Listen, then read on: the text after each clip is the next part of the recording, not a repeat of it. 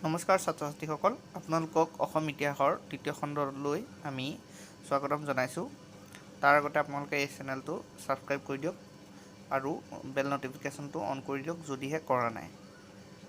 ধন্যবাদ। আহক আমি এতিয়া আৰম্ভ কৰোঁ। অসমৰ কোনজন ৰজাক কোজা ৰজা বুলি কোৱা হয়? চুটিনফা ৰজাক কোজা ৰজা বুলি কোৱা হয়। কোনজন আহোম ৰজাৰ ছত্ৰভংগ যুগ হোৱা বুলি দৈৱজ্ঞসকলে কৈছিলে?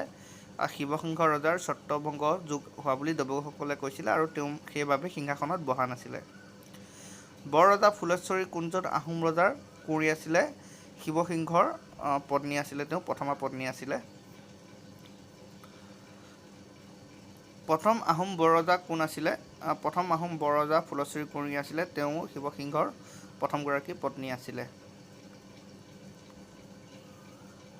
অসমৰ ইতিহাসত কোনজনী আহোম ৰাণীক দ্বিতীয় বৰ ৰজা হিচাপে উপাধি দিয়া হৈছিলে? তেওঁক দিয়া হৈছিলে সৰ্বেশ্বৰীক দিয়া হৈছিলে, সৰ্বেশ্বৰী ৰাণীক দিয়া হৈছিলে। হস্তি বৃন্দাবন পুথি কোনে ৰচনা কৰিছিল? সুকুমাৰ বৰগোহাঁইয়ে। এইটো এটা বহুত ইম্পৰ্টেণ্ট কুৱেশ্যন, এইটো বাৰে বাৰে প্ৰশ্নত সোধা দেখা যায়, এইটো মনত ৰখাটো বিশেষ দৰকাৰ। সুকুমাৰ বৰগোহাঁই। কোনজন আহোম ৰজাৰ দিনত লতা কটা ৰণ হয়? ৰাজেশ্বৰ সিংহ মহাৰাজৰ দিনত লতা কটা ৰণ হয়। মণিপুৰৰ ৰাজকন্যা কুৰংগিনীক কোনজন আহোম ৰজাই বিয়া কৰাইছিল বুলি যদি প্ৰশ্নটো আহে, তেতিয়াহ'লে সেইজন হৈছে ৰাজেশ্বৰ সিংহ মহাৰাজৰ দিনত হৈছিলে। মণিৰাম দেৱানৰ ফাঁচি হৈছিলে 1858 চনত চিপাহী বিদ্ৰোহৰ সময়ত। তেওঁ চিপাহী বিদ্ৰোহত ব্ৰিটিছৰ বিৰুদ্ধে কৰা আন্দোলনৰ বাবে তেওঁক ফাঁচি দিয়া হৈছিলে।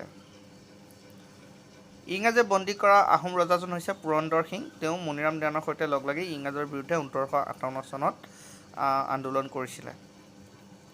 অসমৰ আটাইতকৈ ওখ মন্দিৰটো হৈছে শিৱদৌল মন্দিৰ, যিটো বৰ্তমান শিৱসাগৰ জিলাত আছে। শিৱসাগৰ জিলাত আছে, আপোনালোকে গ'লে দৰ্শন কৰিব পাৰিব। অসমলৈ মান সেনাক আমন্ত্ৰণ কৰি অনা আহোম সেনাৰ বৰফুকনজন হৈছে বদন বৰফুকন। তেওঁক অসমৰ ঘৰ বিভূষণ বুলিও কোৱা হয়। এতিয়া আপোনালোকলৈ এটা পোনপটীয়া প্ৰশ্ন উত্তৰ, আশা কৰোঁ আপোনালোকে কমেণ্টত ইয়াৰ উত্তৰটো দিব। চিপাহী বিদ্ৰোহত জড়িত থকা অপৰাধত ইংৰাজে ফাঁচি দিয়া অসমীয়া নেতাজন কোন আছিলে? ইয়াৰ উত্তৰটো আমি আশা কৰিছোঁ আপোনালোকে কমেণ্ট বক্সত লিখি জনাব বুলি।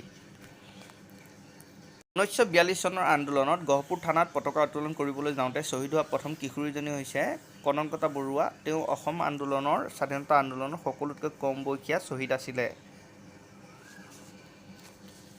1942 চনৰ কনকলতাৰ লগত শ্বহীদ হোৱা যুৱকজন হৈছে মুকুন্দ কাকতি। মুকুন্দ কাকতি আৰু কনকলতা বাইদেউ একেলগে সেইখিনি সময়ত শ্বহীদ হৈছিলে 1942 চনৰ স্বাধীনতা আন্দোলনৰ সময়ত। 1942 চনৰ আন্দোলনত ব্ৰহ্মপুৰত শ্বহীদ হোৱা মহিলাগৰাকীৰ নাম আছিলে ভোগেশ্বৰী ফুকননী। তেওঁৰ নামতে নগাঁও জিলাত ভোগেশ্বৰী ফুকননী অসামৰিক চিকিৎসালয় এখনো স্থাপন কৰা হৈছে। তেওঁ নগাঁৱৰ বাসিন্দা আছিল। অসমৰ কৃষক আন্দোলনত ফুলগুৰিৰ ঢেয়াবুলি সংঘৰ্ষত 1861 চনত মৃত্যু হোৱা ইংৰাজ বিষয়াজন কোন আছিলে? আছিলে লেফটেনেণ্ট ছিংগাৰ।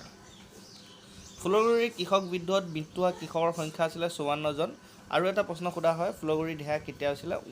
1861 চন। দিহিঙীয়া ৰজাৰ বাবে বনৰীয়া হাতী ধৰি দিব নোৱাৰি নিজ ৰাজ্য এৰি কোচ ৰাজ্যলৈ পলাই যোৱা অসমীয়াজন কোন আছিলে জানেনে বাৰু? সেয়া আছিলে আমাৰ শ্ৰীমন্ত শংকৰদেৱ। ৰজাঘৰীয়া দৈৱজ্ঞই কৰা ভৱিষ্যবাণীৰ কাৰণে ৰাজপথত নবহা স্বৰ্গদেউজন হৈছে কোন জানেনে? আমি প্ৰথমতে সেইটো উল্লেখ কৰিছোঁ, তেওঁ হৈছে মহাৰাজ শিৱসিংহ। ভিডিঅ'টো সম্পূৰ্ণ চোৱাৰ বাবে সকলোলৈ আন্তৰিকভাৱে ধন্যবাদ জ্ঞাপন কৰিছোঁ। আশা কৰোঁ আমাক এনেদৰে ছাপোৰ্ট কৰি যাব। ধন্যবাদ।